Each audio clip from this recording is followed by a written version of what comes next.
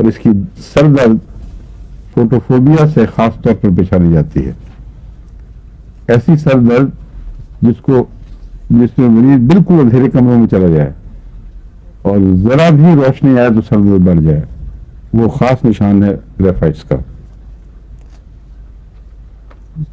سارے سر میں ہوتی ہے یا اکثر بائیں، ہاں ایک طرف، بائیں یا دائیں کی بحث نہیں، اکثر ایک طرف دنیا میں بھی بیٹھ جاتی ہے.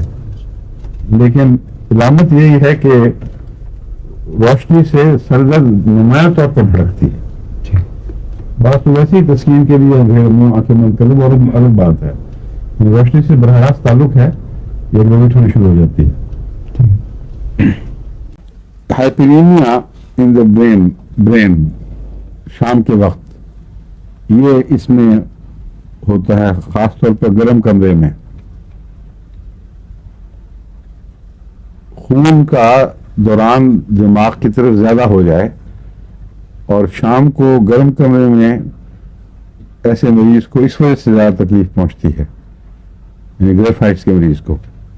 اس میں اکثر سر درد یک طرفہ ہوتی ہے اور ون سائیڈڈ، یعنی پوری کی بجائے.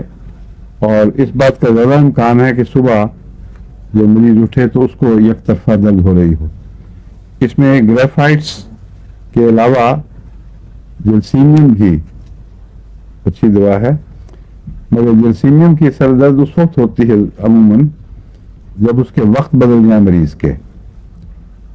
رات کو اگر 9-10 بجے سونے کی عادت ہے تو 1 بجے سوئے، یا صبح جلدی اٹھنے کی عادت ہے دیر میں اٹھے، تو نیند کی کمی سے بھی زیادتی سے بھی وقت کی تبدیلی سے جو اٹھنے پر سر درد ہو، اس میں میرا تجربہ ہے کہ جلسیمیم بہت اچھی دوا ہے اور فانن وہ درد ٹھیک ہو جاتا ہے لگ بھگ سے.